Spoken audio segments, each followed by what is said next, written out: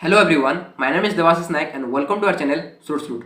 सो आज के ट्यूटोरियल्स में हम फायरबेस ऑथेंटिकेशन को हम यूज करने वाले हैं कि फायरबेस ऑथेंटिकेशन को हम कैसे यूज करते हैं। ठीक है, तो फायरबेस ऑथेंटिकेशन को यूज करने से पहले हमको समझना पड़ेगा कि फायरबेस ऑथेंटिकेशन हम क्यों यूज करते हैं।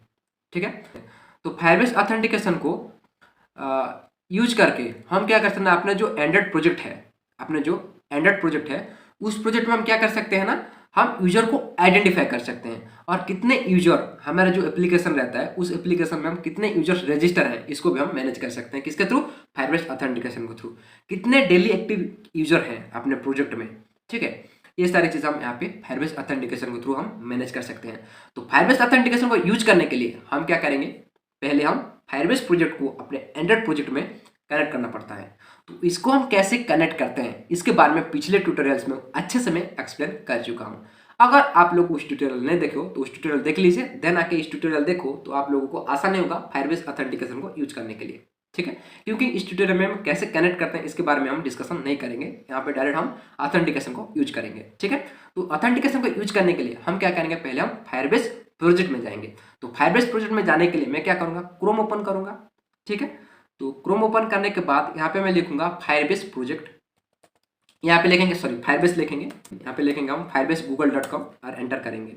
ठीक है, तो आप लोगों को ऐसे डैशबोर्ड आ जाएगा, देन हम क्लिक करेंगे गो टू कंसोल में। ठीक है, गो टू कंसोल में क्लिक करेंगे, देन आप लोगों को ऐसे डैशबोर्ड आ जाएगा जो पिछले ट्यूटोरियल से हम क्रिएट किए थे। एक फायरबेस का प्रोजेक्ट, वो प्रोजेक्ट क्या था, फायरबेस ऐप था। ठीक है, तो अब इस फायरबेस ऐप में हम जाएंगे। यहाँ पे जाने के बाद आप लोगों को क्या करना है ना, आप लोगों को ऐसी डैशबोर्ड आप लोगों को पास शो कर रहा होगा। तो इस डैशबोर्ड को इस डैशबोर्ड ऐसे शो करेगा। तो हम क्या करेंगे ना, बिल्ड में जाएंगे, क्योंकि हमारा जो प्रोडक्ट है वो प्रोडक्ट यहाँ पे फायरबेस प्रोडक्ट है, ऑथेंटिकेशन एक प्रोडक्ट है, ऐप चेक है, फायरबेस डाटाबेस है, रियल टाइम डाटाबेस है, एक्सटेंशन है, स्टोरेज है, होस्टिंग है। तो बहुत सारे ऐसे क्या है ना फायरबेस का प्रोडक्ट है। ये सारे प्रोडक्ट को हम क्या कर सकते हैं, अपने जो प्रोजेक्ट होता है उस प्रोजेक्ट में हम इम्प्लीमेंट कर सकते हैं। तो फायरबेस क्या है ना, बहुत सारे ऐसे प्रोडक्ट हमको प्रोवाइड करता है जो हम फायरबेस अपने जो एंड्रॉइड प्रोजेक्ट होता है, जो वेब प्रोजेक्ट हो सकता है, वो वेब प्रोजेक्ट होता है। तो जो भी प्रोजेक्ट है अपना उस प्रोजेक्ट में हम इसको हम इम्प्लीमेंट कर सकते हैं। लेकिन हमारा तो क्या है, हमारा एंड्रॉइड प्रोजेक्ट है। तो हम क्या करेंगे, ऑथेंटिकेशन में यहाँ पे जाएंगे। ऑथेंटिकेशन में आने के बाद आप लोग को ऐसे डैशबोर्ड आप लोगों को देखने को मिलेगा। तो यहाँ पे ऑथेंटिकेशन में आने के बाद आप लोग को गेट स्टार्ट बोल के पहली बार अगर आप ऑथेंटिकेशन को यूज करोगे तो गेट स्टार्ट बोल के एक आएगा ऑप्शन। तो आप यहाँ पे गेट स्टार्टेड पे क्लिक करोगे। देन क्लिक करने के बाद आप लोगों को ऐसे डैशबोर्ड आप लोगों को देखने को मिल जाएगा।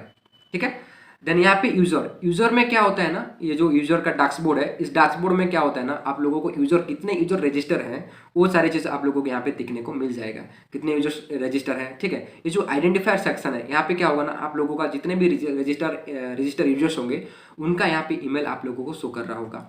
ठीक है, देन प्रोवाइडर्स में क्या होगा ना, जो आप लोग जो ऑथेंटिकेशन प्रोवाइडर्स होता है, जैसे हम देखेंगे थोड़ी देर में कि ऑथेंटिकेशन प्रोवाइडर कौन कौन सा है। तो उस ऑथेंटिकेशन प्रोवाइडर को यहाँ पे आप शो कर रहा होगा। आप लोग ईमेल ऑथेंटिकेशन यूज कर रहे हैं तो ईमेल आइकन आ जाएगा यहाँ पे। अगर फोन ऑथेंटिकेशन यूज कर रहे हो तो फोन का आइकन यहाँ पे आ जाएगा। ठीक है, तो जो भी ऑथेंटिकेशन आप यूज करेंगे वो वाला प्रोवाइडर्स के यहाँ पे आइकन का शो कर रहा होगा। देन क्रिएटेड, आपका यूजर कब क्रिएटेड है, कब क्रिएट किया हुआ है अकाउंट, वहाँ पे वो डेट शो कर रहा होगा। और साइन इन, कब साइन इन हुआ है ये भी आप लोग को यहाँ पे शो कर रहा होगा। और यूजर आईडी क्या होता है ना, हर एक यूजर का एक यूनिक आईडी जनरेट होगा यहाँ पे। यूआईडी क्या होता है ना, हर एक यूजर का एक यूनिक आईडी जनरेट होगा। तो इसको यूजर आईडी को कैसे हम मैनेज करते हैं, इसको यूजर आईडी को हम कैसे यूज करते हैं, इसके बारे में हम जब हम फायरबेस जब हम यहाँ पे रियल टाइम डाटाबेस हुआ या फिर फायरबेस स्टोरेज डाटाबेस हुआ या फिर रियल टाइम डाटाबेस हुआ, इसको जब हम यूज करेंगे तब हम यूज करेंगे इस यूजर यूआईडी को, तब हम यूज करेंगे इसको। ठीक है, अब हम क्या करेंगे, तो यहाँ पे आपको इस डैशबोर्ड समझ में आ चुका होगा कि आइडेंटिफायर में जो जितने यूजर्स हम यहाँ पे रजिस्टर कर रहा होगा वहाँ पे उसका ईमेल शो कर रहा होगा। और प्रोवाइडर्स में वो आइकन शो करेगा कौन सा प्रोवाइडर हम यूज कर रहे हैं। ठीक है, देन क्रिएटेड मतलब कौन सा यूजर कब कौन सा डेट में अब क्रिएटेड है, वहाँ पे इसका डेट शो कर रहा होगा। और साइन इन कब किया है उसका भी यहाँ पे आप लोग को डाटा शो कर रहा होगा। और यूजर आईडी अब यूनिक आईडी जनरेट होगा हर एक यूजर का। ठीक है, तो अब हम क्या करेंगे, अब हम फायरबेस जो ऑथेंटिकेशन प्रोवाइडर्स होते हैं उसके बारे में हम समझते हैं। तो ऑथेंटिकेशन को प्रोवाइडर्स के जाने के लिए मैं क्या करूँगा, साइन इन मेथड में आऊँगा। साइन इन मेथड में आने के बाद यहाँ पे क्या है ना, साइन इन प्रोवाइडर्स आप लोगों को मिल जाएगा। तो यहाँ पे बहुत सारे साइन इन प्रोवाइडर्स रहते हैं, जैसे कि ईमेल और पासवर्ड ऐसा एक प्रोवाइडर्स होता है, जैसे कि फ़ोन ऑथेंटिकेशन प्रोवाइडर है। फ़ोन ऑथेंटिकेशन को हम यूज करके क्या कर सकते हैं ना, जैसे कि हम फ़ोन ऑथेंटिकेशन जिसका हम एक नंबर डालते हैं अपने जो एप्लीकेशन में रहता है ना, वहाँ पे नंबर डालने के बाद वो वहाँ पे क्या होता है ना, OTP सेंड होता है। और OTP क्या होता है ना, वन टाइम पासवर्ड रहता है। उस OTP को फिल करके हम क्या कर सकते हैं, डैशबोर्ड में जा सकते हैं। आज आज के डेट में ये ट्रेंडिंग में चल रहा है, ठीक है, जो फ़ोन ऑथेंटिकेशन है। लेकिन आज के ट्यूटोरियल्स में हम ईमेल और पासवर्ड ऑथेंटिकेशन हम देखने वाले हैं, ठीक है। देन यहाँ पे गूगल ऑथेंटिकेशन को भी हम देखेंगे, फेसबुक ऑथेंटिकेशन को भी हम यहाँ पे इम्प्लीमेंट करने वाले हैं इस ट्यूटोरियल्स में, इस ट्यूटोरियल में, इस प्लेलिस्ट में, ठीक है। Then application, then Twitter, Microsoft, ठीक है, याहू, ये सारे चीज़ जितने हैं, ये सारे चीज़ जितने भी आप लोगों को ऑथेंटिकेशन प्रोवाइडर्स हैं, ये सारे प्रोवाइडर्स को हम यहाँ पे यूज करने वाले हैं इस प्लेलिस्ट में, ठीक है। तो आज हम क्या करेंगे ना, आज हम ईमेल और पासवर्ड ऑथेंटिकेशन को हम यूज करने वाले हैं, ठीक है। तो इसको हम क्या करेंगे, इसको यूज करने के लिए, ईमेल और पासवर्ड ऑथेंटिकेशन को प्रोवाइडर्स को यूज करने के लिए हमको क्या करना पड़ेगा ना, यहाँ पे क्लिक करना पड़ेगा। क्लिक करने के बाद आप क्या करोगे, यहाँ पे इसको एनेबल करोगे, ठीक है। एनेबल करोगे, एनेबल करने के बाद यहाँ पे सेव कर दोगे, ठीक है। सेव करने के बाद आप लोग को यहाँ पे एनेबल हो चुका है, आप लोग देख सकते हो स्टेटस क्या है, एनेबल्ड है। तो अब हम ईमेल और पासवर्ड को हम यूज कर सकते हैं ऑथेंटिकेशन में, ठीक है। देन आता है टेम्पलेट्स। टेम्पलेट्स में क्या होता है ना, पहले चीज हमको देखने को मिलता है email address verification. Email address verification क्या है, अगर आप लोगों को आप लोगों को अपने प्रोजेक्ट में अचीव करना है कि एक आप यूजर का ईमेल एड्रेस को वेरीफाई करना चाहते हो, ठीक है, कि वो email address valid email address है या फिर कुछ भी ऐसे ईमेल एड्रेस प्रोवाइड कर रहे हो यूजर, ठीक है। यूजर को तो हम पता नहीं कि यूजर को तो हम मैनेज नहीं कर सकते ना। यूजर कुछ भी एक्टिविटी कर सकता है कि यूजर 1234 ऐसे कुछ भी प्रोवाइड कर सकता है। तो हमको पता नहीं है कि वो कौन सा ईमेल एड्रेस, वो वैलिड ईमेल एड्रेस प्रोवाइड कर रहा है या फिर कुछ भी प्रोवाइड कर रहा है, कुछ भी ईमेल एड्रेस प्रोवाइड कर रहे हैं। तो हमको क्या करना पड़ता है ना, वेरीफाई करना पड़ता है ईमेल एड्रेस को। तो अगर इस वाले टास्क को आप अचीव करना चाहते हो तो यहाँ पे आओगे और ये ईमेल एड्रेस वेरिफिकेशन में हमको यहाँ पे टेम्पलेट को, यहाँ पे जो ये डिफ़ॉल्ट टेम्पलेट है, यहाँ पे कस्टमाइज करने को मिलता है। जो ईमेल एड्रेस ईमेल सेंड होगा, उस ईमेल में जो मेल होगा, उस मेल को यहाँ पे टेम्पलेट को हम यहाँ पे कस्टमाइज कर सकते हैं। तो यहाँ पे कुछ चीज़ कस्टमाइज कर सकते हैं, यहाँ पे हम कुछ चीज़ कस्टमाइज कर सकते हैं। जैसे कि यहाँ पे कस्टमाइज करना चाहते हो उस टेम्पलेट को, तो आप यहाँ पे जो आइकन, पेंसिल का आइकन है, यहाँ पे एडिट टेम्पलेट में जाओगे और यहाँ पे आपका सेंडर नेम सपोज हम यहाँ पे सोर्स रूट दे देंगे। तो एप सेंडर नेम में आप कुछ भी नेम दे सकते हो, अपने नाम भी दे सकते हो। अगर आपका खुद का नाम दोगे तो यहाँ पे क्या होगा, जब मेल सेंड होगा तो यहाँ पे सेंडर नेम आपका नाम शो कर रहा होगा। तो हम इसको भी हम देखेंगे कैसे हम मेल सेंड करते हैं, ठीक है। इसके बारे में हम डिस्कशन करेंगे, इस प्लेलिस्ट में ही सारे चीज़ कवर अप करेंगे हम। तो आप लोगों को पूरा फायरबेस ऑथेंटिकेशन का जितना भी ये सारी चीज़ है, ये सारी चीज़ आप क्लियर हो जाएगा, क्लियरिटी आप लोगों की इस प्लेलिस्ट में मिल जाएगा आप लोगों को, ठीक है। देन यहाँ पे और कुछ कस्टमाइज नहीं कर सकते हैं, ये टेम्पलेट को हम कस्टमाइज नहीं कर सकते हैं। ये वाला जो टेम्पलेट होता है, जैसे मैसेज सेंड कर रहा होगा, वहाँ पे कुछ कस्टमाइज नहीं कर सकते हैं। यहाँ पे सिर्फ सेंडर नेम कस्टमाइज कर सकते हैं, सेंडर नेम यहाँ पे दे सकते हैं। और यहाँ पे आप आपका जो सब्जेक्ट देना चाहते हो, वेरीफाई ईमेल एड्रेस, ऐसे कुछ आप प्रोवाइड करना चाहते हो तो आप कर सकते हो, ठीक है। तो यहाँ पे बहुत सारे ऑप्शन हम लोगों को नहीं मिलता है कस्टमाइज करने के लिए। कौन सा में ना, ईमेल एड्रेस वेरिफिकेशन हमको कस्टमाइज करने के बहुत सारे ऑप्शन नहीं मिलता है, वो दो चीज़ ही कस्टमाइज करने को मिल जाता है। देन आता है पासवर्ड रीसेट। पासवर्ड रीसेट क्या है, अगर कोई यूजर आपका उसका पासवर्ड खुद भूल गया, ठीक है, फॉरगेट हो गया उसका पासवर्ड, देन यहाँ पे वो क्या कर सकता है ना, फॉरगेट कर सकता है पासवर्ड को। तो फॉरगेट करने के लिए आप यहाँ पे एक मेल सेंड करोगे फॉरगेट करने के लिए। जैसे कि वहाँ पे लिंक होता है, उस लिंक पे क्लिक करने के बाद वो रिडायरेक्ट होगा एक वेबसाइट में, और वहाँ पे वो क्या कर सकता है ना, अपना जो पासवर्ड है उसको रीसेट कर सकता है। तो उसको रीसेट करने के लिए हम एक मेल सेंड करेंगे, तो उस मेल को भी हम यहाँ पे कस्टमाइज कर सकते हो। तो यहाँ पे भी वही वाला चीज़ है, पेंसिल आइकन में जाओगे और एडिट टेम्पलेट पे आप क्लिक करोगे तो यहाँ पे वो फुल्ली कस्टमाइज करने का ऑप्शन आप लोगों को मिल जाएगा, ठीक है। आप यहाँ पे सेंडर नेम यहाँ पे दे सकते हो, अब हम देंगे हम सोर्स रूट हम दे सकते हैं, ठीक है। देन आप यहाँ पे चाहो तो ये भी सब्जेक्ट भी आप कस्टमाइज कर सकते हो। और जो मैसेज है, मैसेज मतलब जो ईमेल का जो मैसेज होगा, उस मैसेज का टेम्पलेट कैसा रहेगा, ये चीज़ यहाँ पे आप कस्टमाइज कर सकते हो। तो इसको भी हम कस्टमाइज करेंगे कुछ नेक्स्ट ट्यूटोरियल में हम इसका भी कस्टमाइज करेंगे। कुछ नहीं, आप लोग यहाँ पे CSS और HTML CSS पार्ट करके आपका वो टेम्पलेट को कस्टमाइज कर सकते हो। यहाँ पे HTML CSS टैग देके कुछ भी आप ईमेल का मैसेज का टेम्पलेट आप अच्छे से टेम्पलेट आप लोग कर सकते हो, ठीक है। इसके बारे में हम डिस्कशन करेंगे, ठीक है, इसके बारे में हम डिस्कशन करेंगे। तो यहाँ पे आप लोगों को फुल्ली कस्टमाइज करने का ऑप्शन मिल जाता है पासवर्ड रीसेट में। देन आता है ईमेल एड्रेस चेंज। अगर आपने आपके एप्लीकेशन में आप कोई ऐसे फीचर्स रखना चाहते हो कि यूजर अपने जो ईमेल एड्रेस है उसको आप चेंज कर सकता है, ठीक है। अगर ये वाला टास्क यदि आपको अचीव करना है अपने प्रोजेक्ट में, तो आप यहाँ पे इसका भी टेम्पलेट आप यहाँ पे कस्टमाइज कर सकते हो।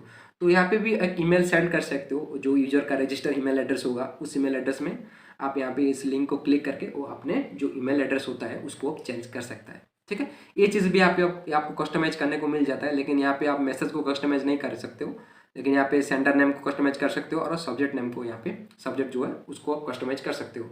और यहाँ पे अगर आप चाहते हो कि एक कस्टमाइज यूआरएल भी आप प्रोवाइड कर सकते हो, इसके बारे में हम डिस्कशन करेंगे, ठीक है। इस प्लेलिस्ट में भी डिस्कशन करेंगे कि कस्टमाइज करके हम एक अलग से पेज में रिडायरेक्ट करेंगे और उस पेज में वो क्या करेंगे ना, वहाँ पे एक एक्शन प्रोवाइड करेंगे, ठीक है। इसके बारे में हम डिस्कशन करेंगे, ये कस्टम एक्शन यूआरएल के बारे में, ठीक है।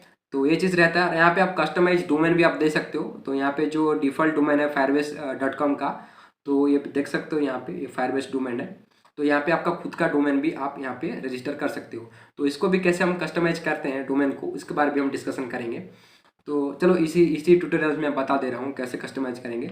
सपोज मैं इसको कस्टमाइज करने के लिए मैं यहाँ पे कस्टमाइज डोमेन में आऊँगा और आपने जो आपका जो भी डोमेन एड्रेस होगा उसको आप यहाँ पे टाइप करोगे। सपोज मैं टाइप करूँगा सोर्स रूट, जो भी आप देना चाहते हो सोर्स रूट .in में यहाँ पे सपोज मैं यहाँ पे ये वाला डोमेन को मैं यहाँ पे वेरीफाई करने वाला हूँ। तो मैं यहाँ पे लिखूँगा गो टू कंटिन्यू में क्लिक करूँगा और ये जो आप लोगों को मिल रहा है ये जो DNS यहाँ पे जो ये जो की और वैल्यू टेक्स्ट वैल्यू ये सब चीज़ क्या करोगे ना, आपने जो वहाँ पे डोमेन खरीदा होगा जैसे कि होस्टिंगर हुआ या फिर गोडाडी हुआ, जो भी प्लेटफॉर्म से आप ये जो डोमेन खरीदा होगा वहाँ पे आप इस बार वैल्यू को जो वहाँ पे जाके DNS मैनेज में आप लोगों को इस वाले जो वैल्यू है उसको आप यहाँ पे पुट करोगे और यहाँ पे वेरीफाई पे क्लिक करोगे। वेरीफाई पे क्लिक करने के बाद ये क्या होगा ना, 40 आवर्स लेता है वेरीफाई करने के लिए, 40 आवर्स लेता है वेरीफाई करने के लिए, ठीक है। तो वेरीफाई करने के बाद यहाँ पे आप लोगों को आ जाएगा वेरीफाई बोल के मेल भी आ जाएगा, ठीक है। देन आता है क्या, मल्टी फैक्टर एनरोलमेंट नोटिफिकेशन। यहाँ पे क्या हो, अगर अपने एप्लीकेशन में 2 स्टेप वेरिफिकेशन को आप अचीव करना चाहते हो कि यूजर 2 स्टेप वेरिफिकेशन को अचीव 2 स्टेप वेरिफिकेशन यूज करके वो अपने अकाउंट को सिक्योर कर सकता है, तो इसलिए भी आप यहाँ पे इसके लिए भी मेल सेंड कर सकते हो, ठीक है। इसके लिए भी आप यहाँ पे मेल सेंड कर सकते हो। तो इसको भी आप लोगों को कस्टमाइज करने का ऑप्शन मिल जाता है, लेकिन यहाँ पे भी वही वाला ही है, 2-3 कस्टमाइज ही कर सकते हैं। जैसे कि यहाँ पे सेंडर नेम दे सकते हैं और यहाँ पे वो सब्जेक्ट को हम चेंज कर सकते हैं। यहाँ पे भी बहुत कस्टमाइज ऑप्शन नहीं मिलता है, लेकिन हमको जो पासवर्ड रीसेट है यहाँ पे हमको फुल्ली कस्टमाइज ऑप्शन मिल जाता है, ठीक है। देन आता है SMTP सेटिंग। SMTP सेटिंग में क्या होगा ना, अगर आपका खुद का मेल सर्वर है, अगर आपका खुद का मेल सर्वर है तो यहाँ पे अगर सर्वर ID वगैरह देके आप उस वाले को भी यहाँ पे आप इंपोर्ट करके वहाँ पे भी आप सर्विस प्रोवाइड कर सकते हो। और खुद का मेल सर्विस है तो यहाँ पे एनेबल करके इसको एनेबल करके यहाँ पे आपका जो मेल सर्विस है उसको, वो मेल सर्वर है वो यहाँ पे आप पुट करके ये वाला को भी आप कर सकते हो। और खुद का अगर मेल सर्विस है आपका, ठीक है।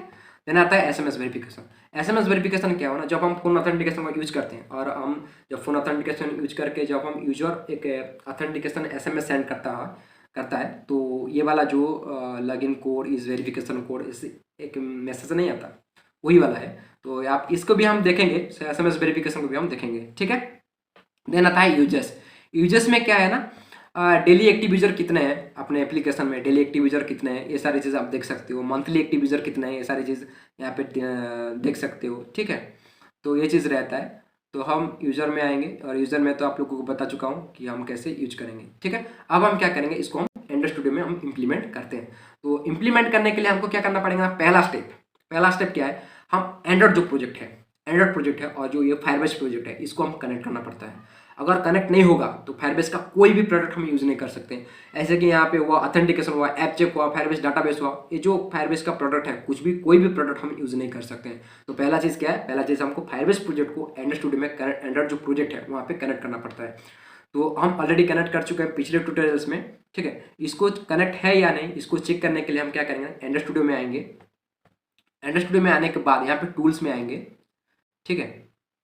देन यहाँ पे आएंगे फायरबेस में क्लिक करने के बाद यहाँ पे असिस्टेंट आ जाएगा, ठीक है। असिस्टेंट एक टूल्स आ जाएगा, ठीक है। मेरा क्योंकि ना मेरा लैपटॉप बहुत ये है, तो मेरा लैपटॉप में 4 GB का रैम डाला हुआ है, तो इसलिए थोड़ा लैग हो रहा है, तो इसलिए मैं ट्यूटोरियल्स नहीं ले पा रहा हूँ इस एंड्रॉयड का।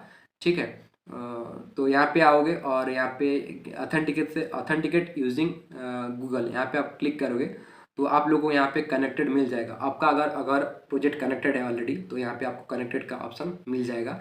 अगर आप कनेक्टेड का यहाँ पे कनेक्टेड है ऑलरेडी, यहाँ पे देख सकते हो कनेक्टेड लिखा हुआ आ रहा है। अगर कनेक्टेड नहीं होगा तो यहाँ पे आपको कनेक्टेड ऑप्शन मिल जाएगा।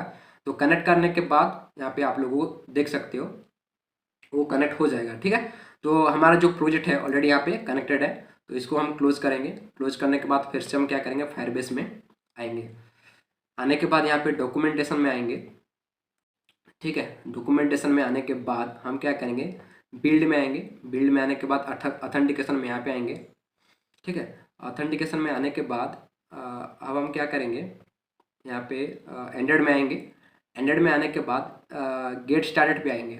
ठीक है, गेट स्टार्टेड में आने के बाद हम क्या करेंगे, यहाँ पे आपको डिपेंडेंसी मिल जाएगा। ये जो डिपेंडेंसी है फायरबेस ऑथ, इसको हम ऐसे कॉपी करेंगे। कॉपी करने के बाद हम एंड्रॉयड स्टूडियो में आएंगे। एंड्रॉयड स्टूडियो में आने के बाद ग्रेडल बिल्ड में आएंगे और यहाँ पे जो मॉड्यूल लेवल है ग्रेडल, यहाँ पे आएंगे build dot Gradle module level, यहाँ पे आएंगे और नीचे जो फायरबेस का जो ऑथेंटिकेशन जो डिपेंडेंसी हम कॉपी किए थे इसको हम यहाँ पे पेस्ट कर देंगे फायरबेस ऑथ का, और यहाँ पे हम सिंक नाउ पे क्लिक करेंगे। तो हमारा जो प्रोजेक्ट है वो सिंक्रोनाइज हो जाएगा यहाँ पे। तो इसको सिंक्रोनाइज होने में थोड़ा टाइम लेता है। ठीक है, हम उसको वेट करेंगे।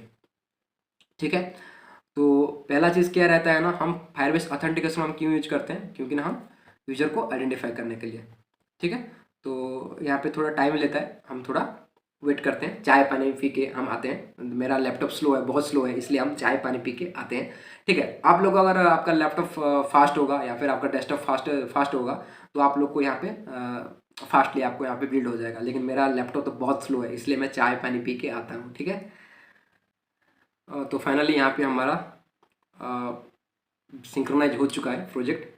तो हम क्या करेंगे, अब हम यहाँ पे एक व्यू वाइंडिंग हम यूज करेंगे। तो व्यू वाइंडिंग को यूज करने के लिए हम क्या करेंगे, यहाँ पे आएंगे क्रोम में। व्यू वाइंडिंग का मतलब क्या है ना, अगर हम व्यू वाइंडिंग को यूज करेंगे, यहाँ पे व्यू वाइंडिंग को यूज करने से हमको क्या करना पड़ेगा ना, फाइंड व्यू बाय आईडी करने को नहीं पड़ेगा। तो इसलिए हमें लिखेंगे यहाँ पे व्यू वाइंडिंग, यहाँ पे हम लिखेंगे व्यू वाइंडिंग, और यहाँ पे जो बिल्ड फीचर्स रहता है उसको हम यहाँ पे कॉपी करेंगे। मैनुअली भी आप लिख सकते हो, लेकिन मैं प्रेफर करता हूँ यहाँ पे आने के बाद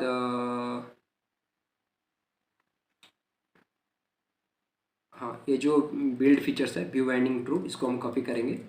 कॉपी करने के बाद फिर से एंड्रॉयड स्टूडियो में आएंगे और बिल्ड एट ग्रेडल में आने के बाद यहाँ पे हम इसको यहाँ पे पेस्ट कर देंगे। पेस्ट करने के बाद अगेन हम सिंक्रोनाइज पे क्लिक करेंगे। तो आप एक ही साथ भी कर सकते हो सिंक्रोनाइज, वो डिपेंडेंसी को पेस्ट करने के बाद यहाँ पे आप बिल्ड फीचर्स को भी आप अगर व्यू वाइंडिंग आप लोग यूज करना चाहते हो अपने प्रोजेक्ट में, तो आप यहाँ पे build features view winding true यहाँ पे कर सकते हो।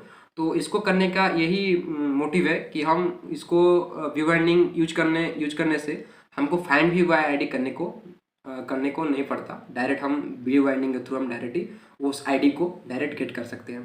तो हम कैसे इस चीज़ को करेंगे ये भी हम देखेंगे यहाँ पे। तो यहाँ पे हम इसको सिंक्रोनाइज हो चुका है।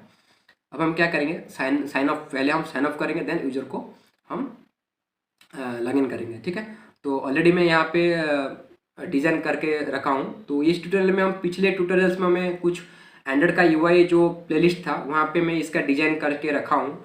तो अगर आप लोगों को इस डिज़ाइन चाहिए होगा तो आप लोग कमेंट में सेक्शन में बता दीजिएगा। तो मैं ये वाला जो लेआउट है और ये वाला जो स्क्रीन का लेआउट है इसको आप लोगों को मैं प्रोवाइड कर दूँगा। ठीक है, गिटहब में मैं प्रोवाइड कर दूँगा। ठीक है, तो आप लोग को यहाँ पे देख सकते हो ये वाला डिज़ाइन हमने टाइम बचाने के लिए मैं ऑलरेडी यहाँ पे डिज़ाइन करके रखा हूँ। वीडियो ना बहुत लेंदी हो रहा है, इसलिए मैं क्या कर रहा हूँ, वीडियो को स्प्लिट कर दूंगा 2 पार्ट में। ठीक है,